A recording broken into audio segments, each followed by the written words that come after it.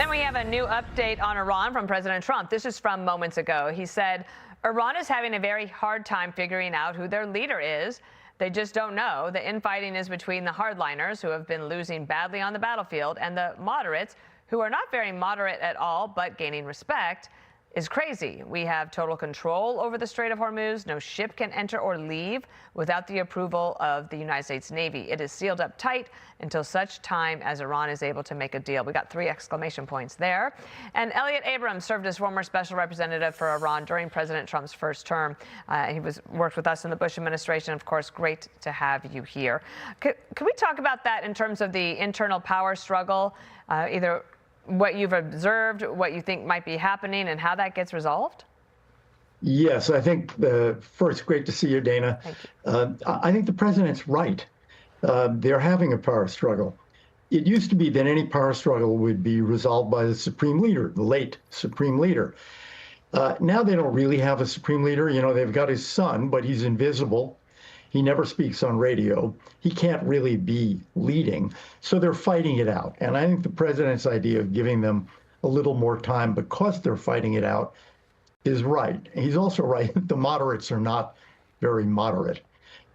So they're going to have to figure out, you may remember after Islamabad, the foreign minister of Iran made some statement, and the Revolutionary Guards issued a statement almost immediately, basically saying, shut up, you don't speak for us. So they are fighting it out, not, shooting each other, but lots of rivalries for power. Okay, so then take us into the Strait. Our blockade remains in place. The ceasefire is in place for now, but now the president said, I guess now we're at 2 to 5 days.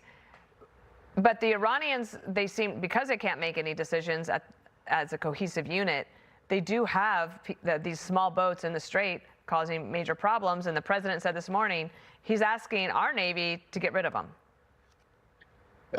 The president said we're in 100% control. It's not really accurate, I think, because you have those small boats. You have Iran getting tolls, apparently, from some tankers that are going back and forth. They have the ability to block the Strait with those small boats. You've still got missiles and rockets left. So we're able to control who goes in and out, but so are they.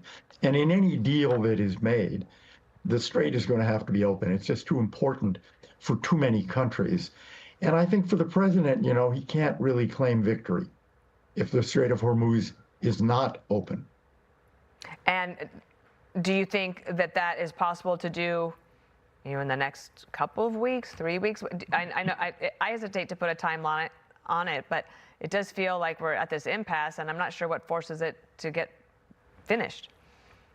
Well, I think one of the things that pushes it, excuse me, is that the Iranians are not getting any income now because they can't ship oil.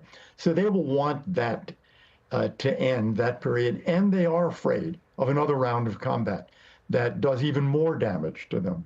So I think they will get their act together, and I hope they can reach some kind of internal conclusion about this without there being another round of combat. But the president always has that option. I'm optimistic about getting a deal.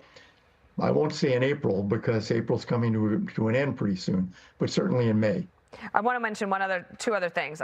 President Trump pointed out yesterday that apparently Iran was set to execute several women, 8 women, and then he put on through social good news, I've been informed that those 8 women protesters will not be killed. I'm not sure how that decision was made. If they can't make decisions about a peace deal, I'm not sure how that decision was made, but if that is true, then of course, very good news. But I also want to show you this chart.